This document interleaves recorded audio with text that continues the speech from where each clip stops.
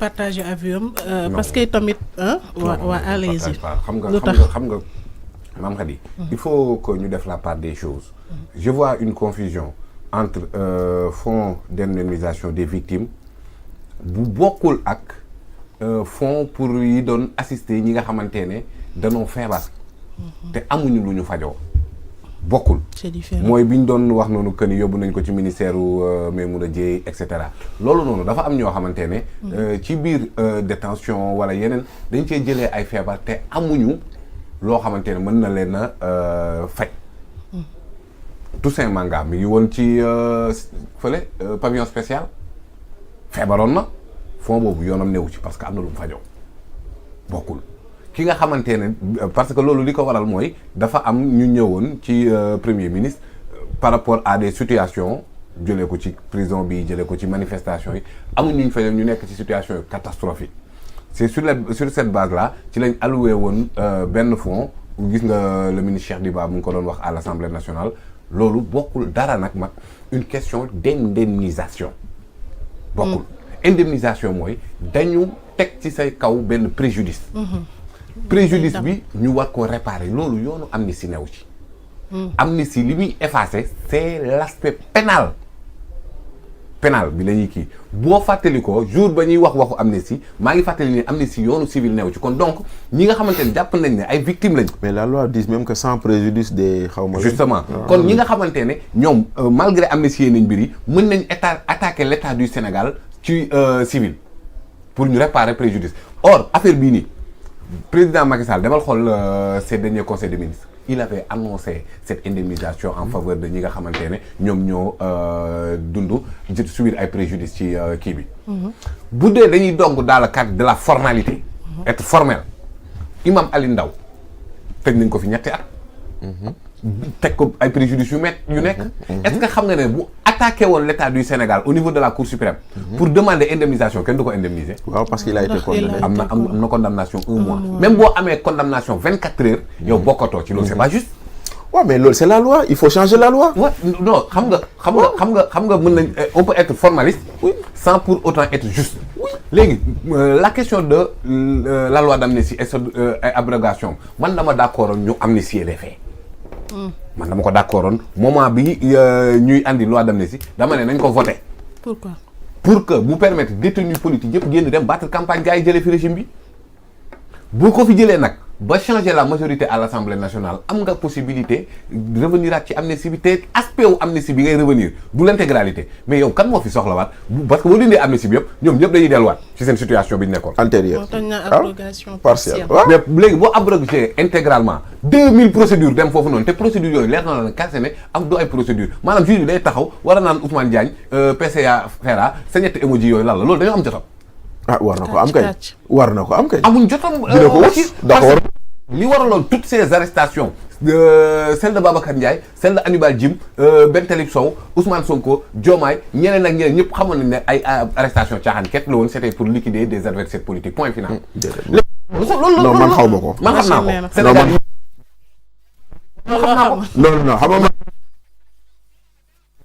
justice ma ne voilà justice boobu noonu daf fi nekkoon ngay gis ay nit di wax nañ ñu dox ci ay cadavre xam nga justice baa nga doon gis ay ñoo xam ne naan nañ jël jaasi justice baa nga doon gis waaw mais fu ñu ko waxee waaw mais fu ñu ko waxee xam nga aussi des fois il faut dire Aliou Dou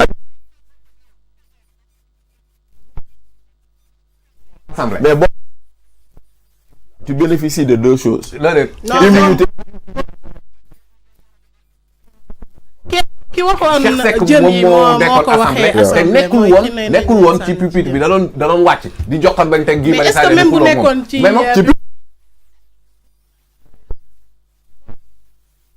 flagrant délit et loolu c'était flagrant mais loolu c'était flagrant li mu wax mais ndax est-ce que maire bi waxoon ne candidature Macky Sall xaw ma lan bu kiiwee vous vous rappelez de ça le maire là tam nekkoon président AMS xam nañ kii ba xaw ma naka ba waxoon wax yu grave dama la bëgg a wax rek ne la ñooñu doon wax le maire de Ndiob la turam laa fàtte Fadilou Keita musul yëkkati puso musul wax yu grave noonu te pourtant de teg nañ ko fi naan ay terrorisme ak nangam kon donc procédure yi amoon yooyu amul benn bu ci am sens amul lenn loo xamante ne jar na ñu war a revenir ak sur 2000 procédures tout en sachant que toutes ces procédures là benn objectif la amoon liquider des adversaires politiques et la preuve ñoom ñi ko waxoon ñoo ko dindiwaat ay terroristes yi nga leen bàyyi ñu ne ko ci réew mi nii Macky Sall moo la gën a xam ne ñun duñ terroriste buñ doon ay terroristes di nga jël 2000 terroristes génne leen ci réew mi te dara xew 2000 terroristes ñu biir leen Sénégal xanaa kon Sénégal toj maam xadi kon duñu terroriste alors ñàkk a doon terroriste boobu nag moo tax l'abrogation dont je demande mooy une abrogation partielle une modification de la loi d'amnistie mooy rek nga ne génne nañ ci champ d'application de la loi d'amnistie lépp luy torture lépp luy crime de sang point final. mais léegi boobaa naka ngay def parce que tamit ci li bàyyi fi xew gis nañ fi saccage gis nañ fi ñu fi yàq loolu la ñuy boobaa victime yi loolee naka la ñuy merci victime yi waaw parce que naroon naa si ñëw c'est deux choses nee naa leen d'accord ma ci procédé bi parce que ni ñu ko defee jàpp naa ni y avait d'autres mécanismes pour le faire c'est-à-dire que lu Pape Moussa di wax ak man li may wax dafa wuute man dama ne procédé bi laa d'accordul néew ma bu leen ko def de c'est-à-dire que jaarale ko nuñ ko defee loolu laa wax ni amoon na yeneen yoon yu fi nekkoon pour def loolu noonu et ça n'aurait pas fait autant de bruit maanaam yor magasin def ci ay millions ñu taal ko toj ko kooku victime la dañ ko war a dédommager bien sûr ki yore station de service am ki yore pharmacie am C'est ça, on ki a yore vu liggéeyam Ouais. Hannibal bul fàtte ne Canada la jóge woon ñëw fii takk soxna ñu ne ko ràpp nga foog ne tegoo ko préjudice yooyu ñooy victime yi en fait léegi takku deer yi nag ñenn ñi nga xam ne nii ñii seen loxo yi dagg waaw, nañ ci waaw, ñi nga waaw, xam ne waaw. nii gaañ Ñooñu ay nañ leen ay victimes lañ, ñooñu si, tamit si. c'est Ay ay victimes lañ parce ay que victimes maa lañ. ngi gis Ay ci victimes lañ. waaw benn léegi tey jii nii lu ni mel nañu dem justice enquête mu def les Xam nga tey jii FPS nii. les parents pauvres xam nga tey jii nii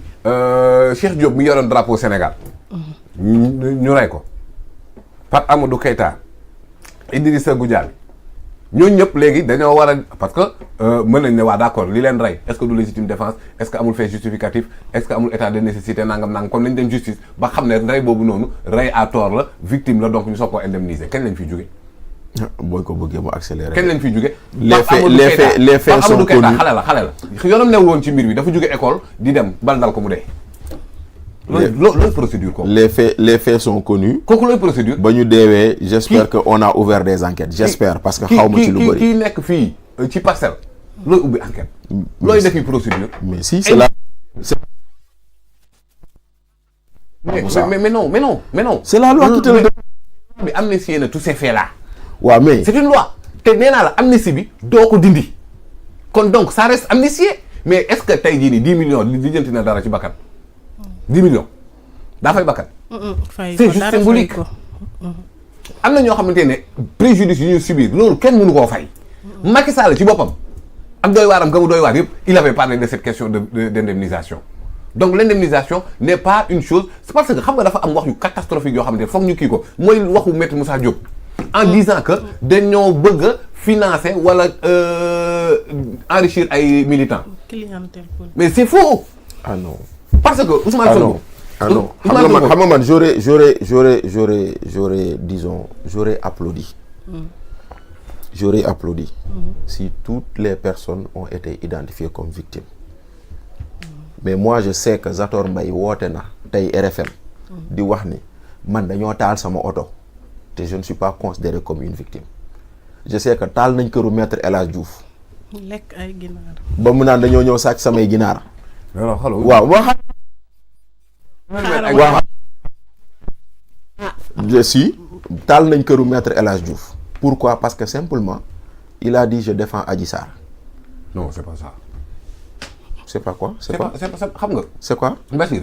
mais taal nañ mais coupable yi. mais taal yow fu mu toll nii xam nga c'est toi qui dis kii coupable ak victime la man aw ma sañ-sañ boobu yow da ngaa dëgër fit te man dëgëruma fit man damaa bëgg justice wax ma qui est coupable et qui est victime.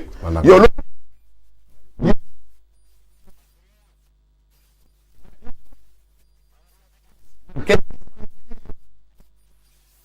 mooy question bi. mais peut-être que waaw mais d'accord mais le même Ousmane Diagne quand il appelait à l'insurrection sur sa page Facebook après ba mu dawee dem Mauritanie la xaw ma ba muy woote fii naan génn leen taal réew mi def leen kii wax fe ay alam dara kay faat xaw ma lan ak lan pour kii mais fii la ñu fekk mais si wax na loolu wax na loolu wax na loolu léegi nag kooku noonu maintenant après il a été arrêté sur cette base Est-il une victime? Oui. Mais il a incité des gens à sortir et brûler ce pays. Est-il un coupable aussi? Mais c'est pas à moi de le dire. Man, faut la wuti lek yow. Man, je me dis que c'est pas à moi, il ne me revient pas de déclarer quelqu'un victime ou coupable. Mais je pose la question, qui est victime et qui ne l'est pas? Et dans cette affaire-là, moi je continue à dire, mon fils qui va à l'école, lycée Seydou Nourou Tall, sama doom man, lycée Seydou Nourou Tall lay jàngee. Day xëy jóge kër gi dem. Mu dem ba si yoon bi ñu dellu si ñu ne am na manifestation jànguñu. On a été délogé. Kooku c'est une victime. Comme tous les autres enfants qui sont là-bas. La banque qu'on a fermée à côté de l'avenue Cheikh Anta Diop si Carrefour boobu noonu. Mais c'est une victime. La banque qu'on a caillassée c'est une victime ak keneen ak keneen. Le Auchan ak keneen ak keneen xëy na sax yow romb nga ak sa moto ñu tere laa daw. Tu es une victime parce que on prenait un arrêté pour dire 2 roues du fi daw. Kon loolu noonu yëpp moo tax man je pose la question, qui est victime? Moi je ne suis pas contre le procédé, je suis contre la démarche parce que le procédé en lui-même il y avait plus simple et plus rapide et plus efficace que prendre les fonds politiques. Ñu ñuy identifier ñu ne leen téye leen ci lii président moo leen ko jàppale par rapport ak lii loolu gën a simple. Mais exemple ma jox la beneen exemple. Abdoulaye Wade a fait indemniser ici la famille de Maître Sèye. Xat yi xam nga ñaata la woon? 600 millions. Mu doon scandale ci réew mi. Parce que lu tax les gens avaient dit pourquoi indemniser la famille de Maître Sèye? Est-ce que Maître Wade ne se sent-il pas coupable de ce qui est arrivé à la famille de Maître Sèye? Mais lu mu ci mënti doon ça avait fait un tollé dans ce pays. Mais xam nga ne procès amoon na. Condamnation am. Mais la condamnation ne parlait pas de la responsabilité de l'État. Voilà, c'est ça la différence. Parce que la condamnation disait que ñii mooy ñoo nga xam ne ñoom la ñu condamné comme ceux qui ont commis l'assassinat de Maître Sèye. Mais on n'a pas dit qu'il y a la responsabilité de l'État. Mais en prenant l'indemnisation pour le compte de l'État et en le faisant passer par l'agent judiciaire de l'État, Wade reconnaissait implicitement l'implication de l'État. Foofu la coow li nekkoon kon nag bii bokkul. Donc maintenant ce que je veux dire c'est simple. Moi je suis pas contre encore une fois. D'abord je voudrais qu'on me dise qui sont les victimes. Comment les a-t-on identifiés? Après maintenant bu boobaa nag ñu xool nañ leen jox kiiwee. bëgg na noo xam bëgg na xam nee na est-ce que Babacar Ndiaye est-ce que président Diomaye est-ce que nangam ay terroristes lañ. Leer na ma leer Sénégalais yi ne la ñooñu duñ ay terroristes. Leer na Macky Sall ma leen tëjoon leer na juge yi leen tëjoon leer na leen. Que ni dañ ko leen ko def képp parce que ils étaient de Pastef. Ils ont vu pire comme déclaration. Ils ont vu pire comme appel à l'insurrection. Kaay ñu dox ci cadavre loolu lañ gis tëju ñooñu bu jaree bakkan jaasi lañ ko jël loolu gis nañ ko ñoom juge yooyu noonu gis nañ ko ñoom régime Macky Sall. Ils ont vu pire. Ils ont vu des appels ouverts à l'insurrection. Mais leen jëli bakkanu Ousmane Sonko. Mais oui.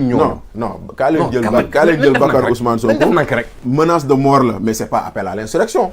Non, pas soyez d'accord. Waxu univers 4 soyez d'accord. Ku ñu war a delloo dinañ la tey delloo ku ñu war a tëj dinañ la tëj ku ñu war a rey dinañ la rey. Mais c'est pas de l'appel à l'insurrection, c'est une menace de mort peut-être, mais appel à l'insurrection bokkul. Bu kan c'est pas ñu jël mais loolu it grave. Bu jëlee ñu jël ay jaasi. Mais oui, mais c'est pas de l'insurrection. L'appel à l'insurrection mais beaucoup c'est des menaces de mort. On est d'accord mais warul am Fadilou Keïta dafa ne j'espère que ñu tëj ko jiñ ko terroriste. Président Diomaye a parlé d'une clochardisation, d'une autoclochardisation parce que weesuwul clochardiser fekk ku wax lii ma la répété léegi ngaangoo ci moom kenn jàpp ko. Alors donc kon kay de ces arrestations étaient des arrestations sélectives. Jëmale ko ci benn formation politique. Jëmale ko ci benn leader politique. waa léegi askanu Sénégal par un vote ñu adhérer à ce projet askan bi rek ñoom déjà validé nañ qualité de victime yi nga xamante ne ñooñu moom lañ doonoon. askanu Sénégal. ñi voté Ousmane Sonko. wane na ne voilà ñi voté Ousmane Sonko du askanu Sénégal. terroriste bi nga ko voté ça c'est bien de préciser. ñi voté Ousmane Sonko du askanu Sénégal. président Diomaye dañ ne ko terroriste nga. askanu Sénégal jox ko 54%. askanu Sénégal ñoom ñoo nekk terroriste la ñuy teg seen président. kon doonu ko donc victime la foofu la wax ji ne donc tey jii nii léegi procédure bi lan lañ bëgg ñu ne na justice définir kan mooy victime. waaw maanaam ñu delluwaat ci plus de 2000 et quelques procédures maanaam juge bi day woo Maty Sarr Niang ne ko wëy Maty Sarr yow loo def ngeen war a nekk fa tergiversé ba nangam ñu ne ko wëy acquittement buñ ne ko condamné nañ la 24 heures indemnisation amatul moom exemple bi ma la jox ci léegi ci imam Ndaw 24 heures bu ñu la ko waxee teewul leer na la képp ni arrestation yooyu noonu y a plus de 2000 procédures dañoo am jot boobu. mais am na ñenn ñu jàpp ne loolu lay buñ ko deful mën na si am benn Pape Moussa. non boo mais xam ne non nii mais attends mais non attends mu ngi doon yàq def lépp ñëw daal di ne. am na boobaa mais am na benn booy bu ci génn jamono ji ñuy amnistier booy bi di expliquer procédure yooyu nangam ni mu kiiwee